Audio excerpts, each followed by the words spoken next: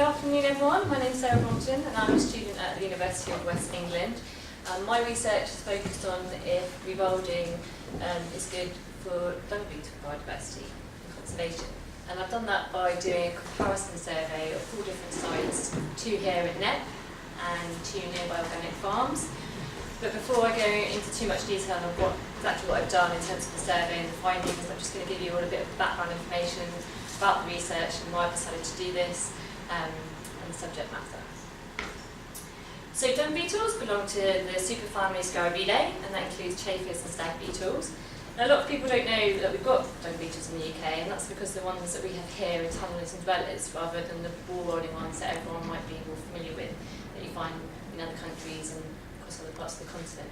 But we currently have about 60 species of dung beetles in the UK, and they're dominated by the family Aphidinae. And it's worth mentioning that dung beetle diversity, species diversity, is quite affected by weather, climate, by soil type, and by vegetation. So despite their quite low profile in the UK, dung beetles are incredibly ecologically important. They provide us with a lot of ecological services. This includes dung removal, which helps control fly populations. Parasite suppression is a big one that they help with us. So the parasites they break down dung, which parasites depend on, and that affects a lot of livestock. Nutrients recycling, they're big on that for us, and that helps plant growth enhancement. There's quite a lot of research that shows that they enhance soil structure. They're secondary seed dispersers for us, pollinators, and there's quite a lot of evidence to show recently that they help reduce greenhouse gas emissions. There's been a recent study that has shown that they're worth 367 million a year to the UK cattle industry.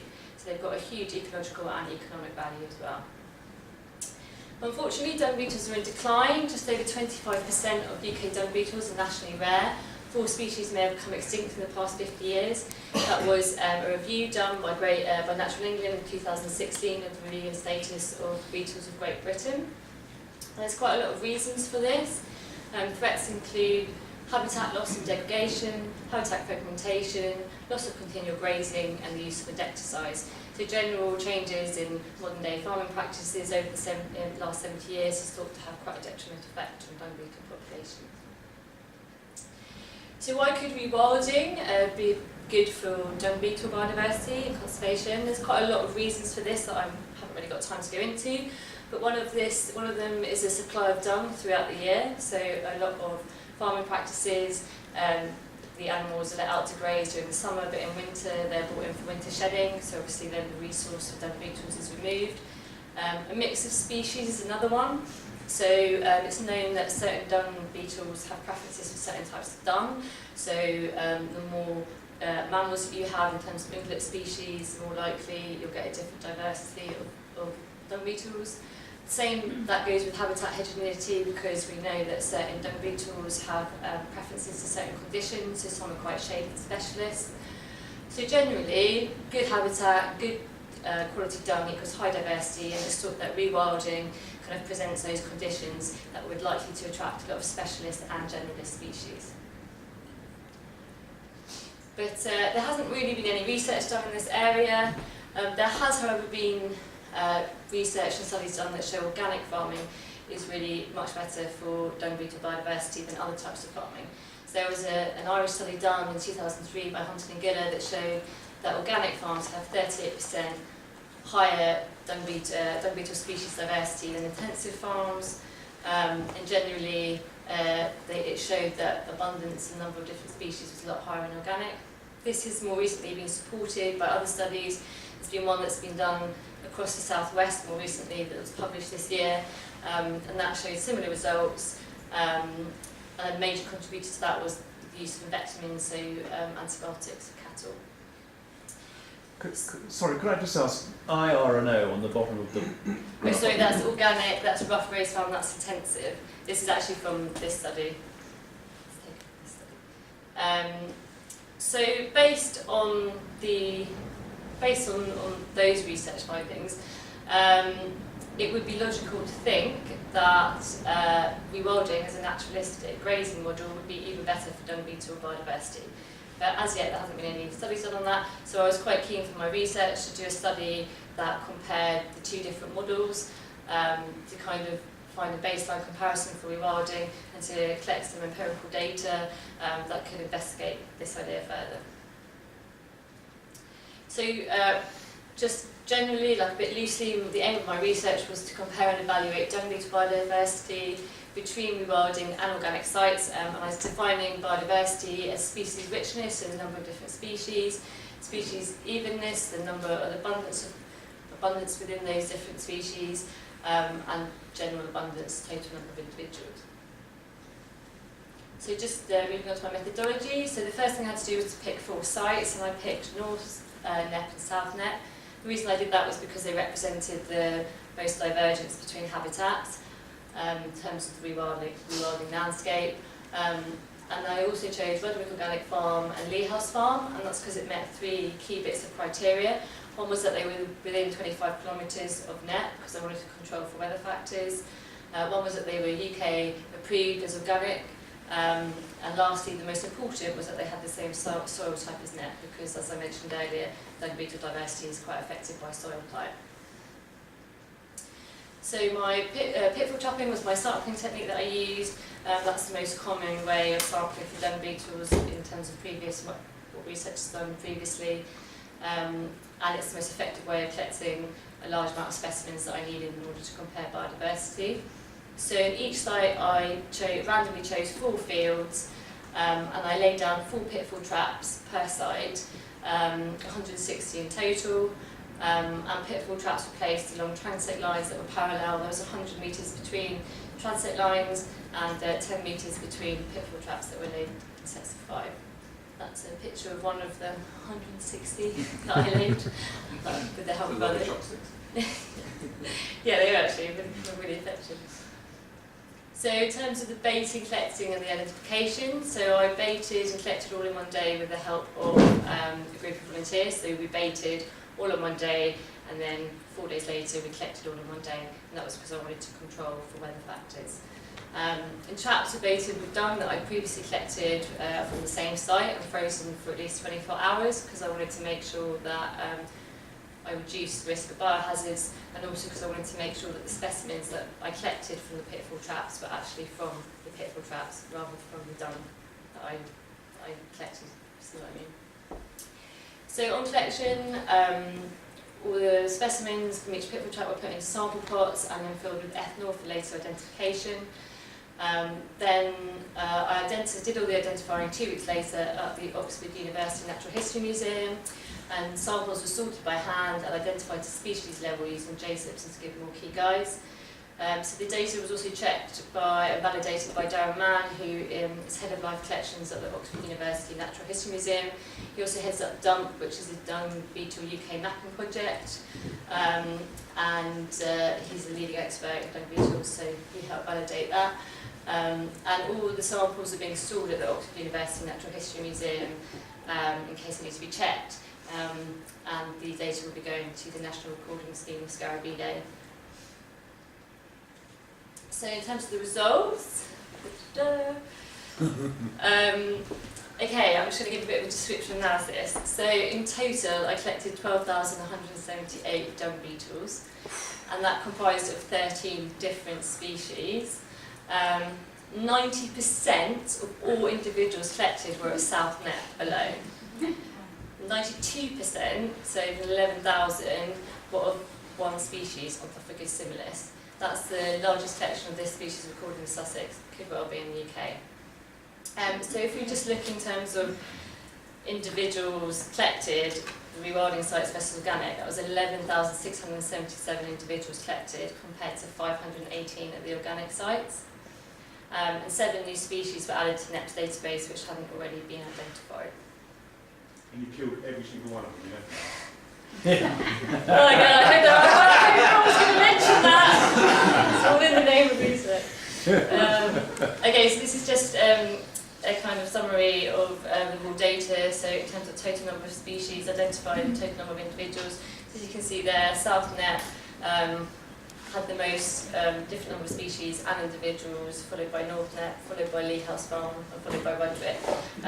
But most interestingly, South Knepp, I mean, if you look at the number of individuals, it was just really overwhelming in terms of a comparison. What's most interesting, I think, is that 96% of all individuals collected at South Knepp were of the species Ornithophagus similis. So at all the sites, this was the most dominant species in terms of population, but at South Knepp this was just overwhelmingly so. It was hugely dominant. And it's really hard to speculate to why this is, but it could well be that one of the factors is weather. So Ornithophagus as a genus is known to prefer warmer climates. That's why they tend to dominate more in the Mediterranean rather than the northern regions. And during the survey period it was record highs in terms of weather. So I think during it got to 30 degrees here, so it was extremely really hot. So that could be one of the reasons why there was such a dominance of this species, but again that's kind of speculation. So this is just visually, this is just tables of that table that I just wanted to visually show you the difference in terms of rewilding and organics. As you can see, in terms of species, total species richness and abundance, there's quite a big difference between the two models. So I did quite a varied statistical analysis that I'm not going to go into and talk about, but I will just say that I put the data through a general linear mixed model because I wanted to look at to see if there was a significant difference between sites when it came to species richness per pitfall trap. And what that revealed was that there was a significantly high difference between South Knepp in terms of species richness per pitfall trap and the two organic farms, but not North Knepp. Some of the other analysis I did was I put the data through two biodiversity indexes, Simpson's index and Shannon's index, but I'm a bit cautious about the results to that because there was such a skew in the data when it came to South Knepp or Ornithophagus similis. So those two indexes, they take into consideration species richness but also species evenness. But with South Knepp, because there was such a high dominance of Ornithophagus, it was obviously going to skew the data. So when I did that, they both revealed that Roderick Farm was the most diverse, followed by North Knepp and South Knepp the least. But then I did the data again and I removed Ornithophagus species, and then North Knepp was the most diverse, followed by South Knepp and Roderick the last. So overall, when I looked at the biodiversity indexes, North Knepp came out the most diverse, but I'm taking those findings with a bit of a pinch of salt. So this is just a visual look at, so these are the 7 species, there's 8 here because Femoraris has been identified before, but I just wanted to talk a bit about these specialist species. But minus this, these were the 7 different species that were identified that haven't been identified before. And earlier on I mentioned about why rewilding might be good for dung beetle biodiversity and conservation. And one of the reasons is because it's likely to attract a lot of specialist species, and that's exactly what this has shown. So Ictericus, that's a dung beetle that prefers well-drained soils. I think that's actually an indication of how good the soils are at South Knepp as well, potentially. That was just found at South Knepp and not at any of the other sites. Pusillus, that's a pasture specialist that isn't been known to like wild boar dung. That was just found at South Knepp and not at the other sites. And then Virillis, which is a shady specialist, and Femoraris, which is known to like deer dung. They were both found at South Knepp and North Knepp, but not at the organic sites. So I think that just goes to show you difference in terms of the organic and rewilding model. So finally, my deductions from my findings was that South Knepp is significantly higher in species richness compared to organic farms, but not North Knepp. That's what the statistical analysis showed. The analysis was quite affected by dominance of one species and has had an effect on the measurement of biodiversity. Rewilding sites have higher species richness abundance when compared to organic farms. I think that's quite obvious from the raw data shown. And the diversity indexes indicated there was mixed results, but that North Knepp is overall more biodiverse when it comes to species evenness.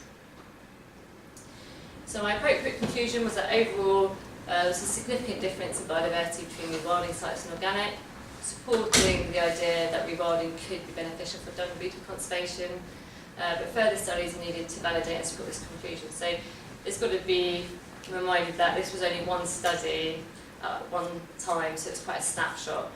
So obviously it's difficult to make any presumptions or assumptions on it. But I think it does present quite a lot of interesting discussion discussions and future applications. So I think the research strongly suggests that practices at Knepp have had a positive effect on dung beetle biodiversity, endorsing the benefits of rewilding. I also think it suggests that the value of ecosystem services is enhanced in those areas, adding support for rewilding interventions. So also I talked earlier about how important dung beetles are in terms of their ecological service. So if there's a higher biodiversity of dung beetles in the area, there's added a lot of added value there. I also think it could pose quite interesting questions on changes in dung beetle ensemblages and climate change trends in the future. So I said I can't say about the ornithophagus species and the dominance of that, but with climate change affecting having hotter summers, British hotter summers, it might be that we find that there's more ornithophagus species dominating than the Aphidinae species.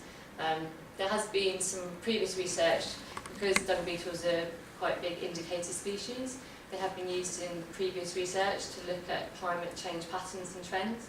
So I do think that's just quite an interesting area of research. So future research, I think would be good to look at is to confirm that increased biodiversity leads to increased service provision. Look for evidence of spillover for benefits for nearby farms. That's something obviously I didn't look at in terms of my sites and rewilding, but if it can show that it's got benefits to nearby farms, that would be really beneficial for rewilding. And also to assess seasonal and annual impacts and trends on diversity. So obviously my study was just one time. If I had more time, I would have done more surveys, and I would have done it over a longer period, so over a number of years. Thank you for listening. Any questions?